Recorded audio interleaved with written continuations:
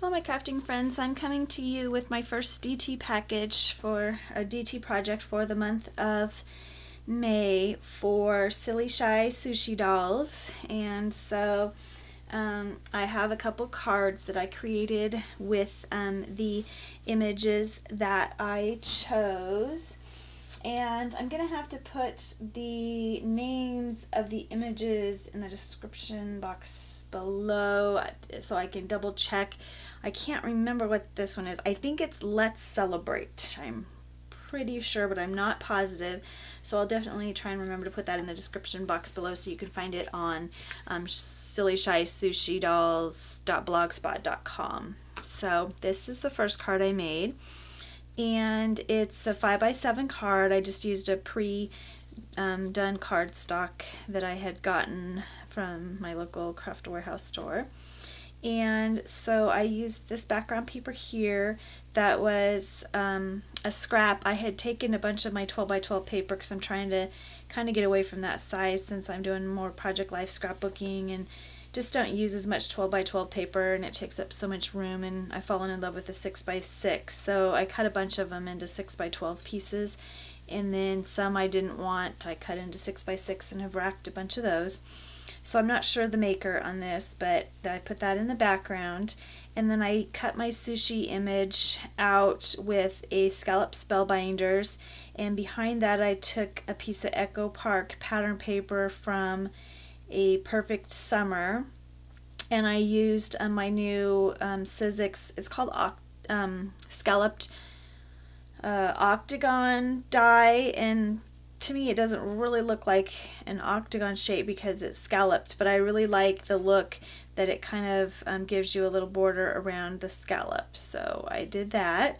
I colored this image in with my Copics and my I have a few Bic markers, and the skin tones that I used E00 and E11. For the blue on her skirt I used B24 and B28. For the reds I used R27 and R29.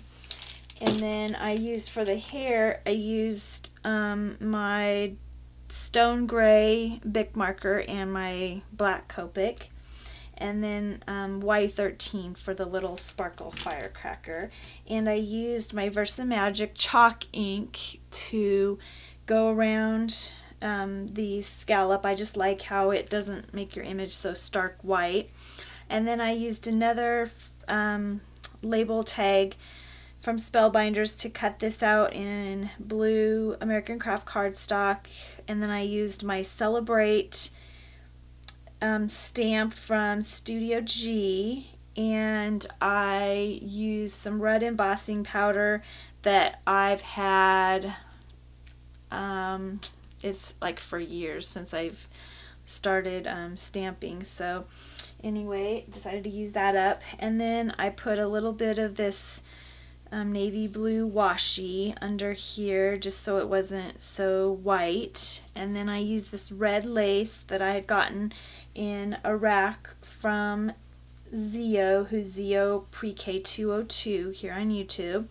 And this cute kind of dainty little blue navy trim is from Recollections. I got that at Michael's. And then I added a couple of Queen & Company red pearls from my stash. So that's my first card for Sushi Dolls design team. And then my second card is using Maria, and I just love her. I thought she was so beautiful. I love her dress, and I love her hair, and she's got a little crown, so I used my gold stickles on it. I used some blue stickles kind of down here on her dress to sparkle up the bodice and along here, and I used my new Greeting Farm Gate border die, and I love it. It cuts out wonderfully. The pieces just pop out You don't have to do any poking, anything. If you run it through with the proper sandwich on your Cuttlebug, it just is magnificent. So I can't wait to get. I was a lucky blog winner for the fence die from the Greeting Farm, so I can't wait to get it. And if they have other dies, I will definitely be purchasing them, because I've tried some other dies like memory box dies, and I really don't care for them. They don't seem to work too well for me. And then I used this paper is from K & Company. I showed in a Big Lots haul. And then I used a medallion spellbinders die to cut out some pattern paper, and I layered one of my favorite things, rosette die flowers on top of that with a gold button. I used some, I'm not sure who the maker of this is, if it is, who does the scenic route. I can't remember if it's Graphic 45 or who makes this, but my aunt had sent this in a rack, and I thought it matched beautifully with this paper, so I put a strip of that along the top, and then I used a piece of this washi tape that I had gotten in a rack. Somebody had used it to wrap up one of the packages and keep it sealed, and I love butterflies, and I just couldn't part to throw it away, so I saved it, and then I added it to the top of this card. So these are my 2 cards for my DT project for the month of May for Sillyshysushi Dolls, and I hope you enjoyed watching this. And if you like any of these images, please be sure to check out Susie's shop, and I'll have the link in the description box for her blog where you can buy them, and then the other DT members. And I will try and come back with one other DT project. I also got this image here for the month of May, and it was I think she calls it Me Shy. I thought she was so cute, little girl with, I love her hair and her hands in her pockets.